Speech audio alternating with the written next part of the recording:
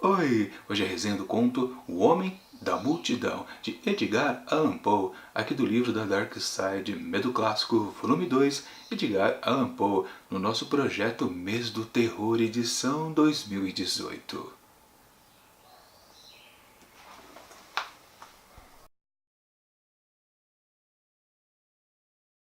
Foi muito bem dito a respeito de certo livro alemão intitulado Esta Grande Infelicidade de Não Poder Estar Só.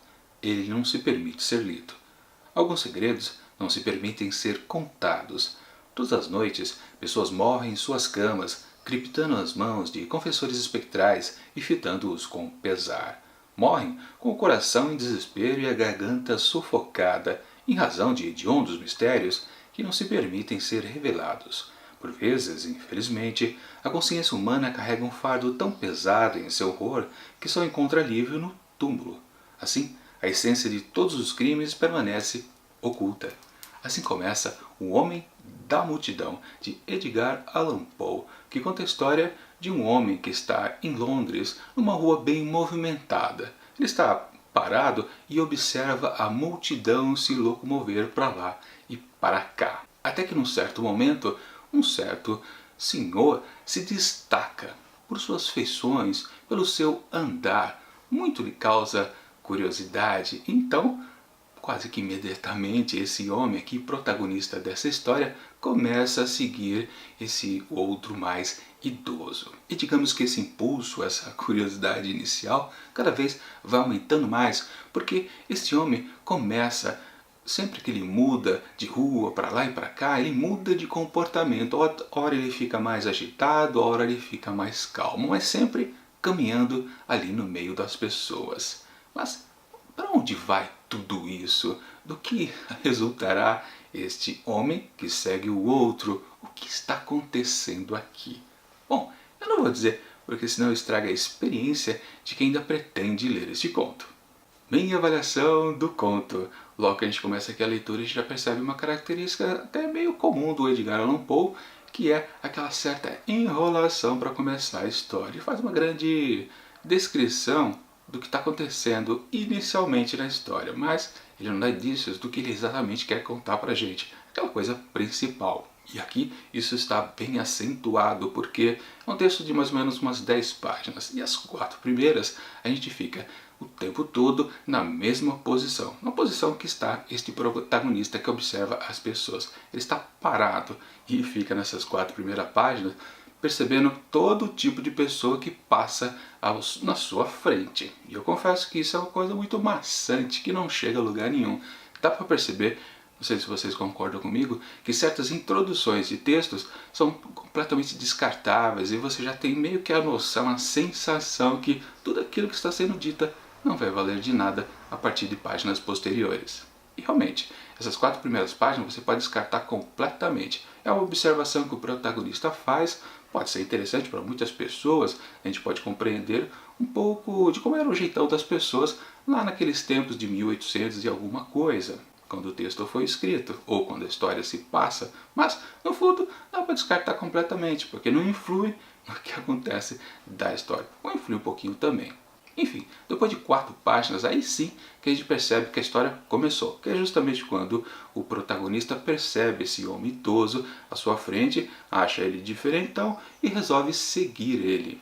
Por que ele começa a seguir? Bom, talvez tenha a ver também com o desfecho da história. Detalhe, aliás, que eu não posso comentar muito para não estragar a experiência de vocês. Mas a gente passa então, à medida que ele começa a seguir o homem idoso, a uma segunda fase da história. E aí então temos mais praticamente 4 páginas também, onde ele só fica nisso, só fica seguindo esse sujeito. E é uma certa repetição, porque ele sai de uma rua movimentada, vai para uma outra um pouco menos, onde tem aquela mudança do homem, né? Ele estava mais agitado, fica um pouco mais calmo. Depois eles partem para outra rua, a movimentação também das pessoas muda. Cada rua, uma movimentação diferente. E meio que o cara tem um comportamento diferente. E fica meio que nessa gangorra o tempo todo. Mais uma vez, cansa também. Só que nesse trecho onde há a perseguição, assim uma grande curiosidade levantada para nós leitores. Um tom de mistério crescente a todo momento. Mesmo que haja repetição, você consegue relevar e ficar pensando, tá, mas o que é esse sujeito que está sendo seguido? Você até não fica muito curioso pelo protagonista não, porque o que vale mesmo é esse perseguido. Nesse ponto, o Poe é muito eficiente, muito mais do que ele foi lá no primeiro, onde ele só tentava descrever a variedade de pessoas que passavam na frente do protagonista. Seguindo só um, o texto rendeu muito mais. Mas, mesmo assim, depois de algumas páginas, são 4 mais ou menos, você também já fica cansado. Mas peraí, ele vai ficar mudando de rua o tempo todo e o único comentário que surge disso é que as pessoas estão mais agitadas ou não, tanto as outras pessoas, os transeuntes, como esse personagem seguido? É só isso mesmo, Poe? De novo começa a ser pouco. Mas aí você vira mais uma página e percebe que a história vai acabar. E é aí que, somente no último parágrafo, praticamente na última frase, é que tudo se resolve. Agora, esse desfecho é bom? É aceitável? Sim e não. Muita gente pode ler tudo isso e ficar frustrado e falar, peraí, era só isso?